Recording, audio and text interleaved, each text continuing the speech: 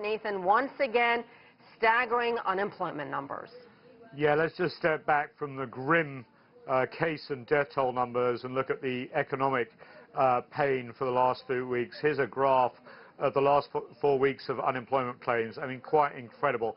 3.2, then 6.8, then 6.6, and then 5.2 million people a week signing up for unemployment benefits. That means 22 Americans in a month. We have never seen numbers like that. Some estimates put unemployment rate between 10 and 15% already, and we're expecting more. And obviously, with that in mind, there is a lot of talk about opening the economy. You see these protesters here in Michigan essentially saying, look, we want to go back to work. Now, that looked like an organized demonstration, but perhaps a visible frustration of the millions behind closed doors waiting for their checks. In fact, U.S. President Donald Trump expected to announce some sort of plan to get at least parts of the economy back open in about 3 hours or so. He was just on the South Lawn, by the way, with a load of truckers thanking them and sort of hinting that the U.S. economy should be back open. And in his briefing last night, he really did seem,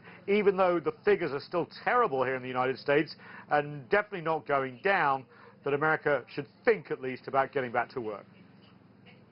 I spoke with the leaders of many of our nation's most renowned companies and organizations on how to achieve the full resurgence of the American economy. We want to get our country open again. We want to have our sports leagues open. You want to watch sports. It's important. We miss sports. We miss everything. We want to get back.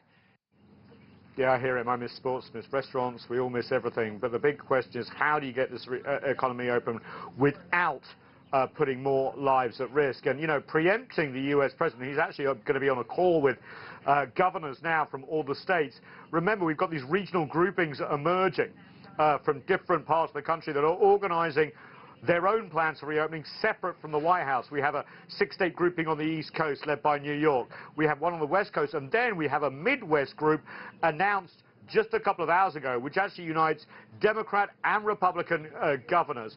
They want to plan for themselves and don't want exactly the White House intervening. So it's going to be very interesting to see what the president has to say in the next few minutes, hours rather. Nathan, the government program that funds small businesses in an emergency has run out of money?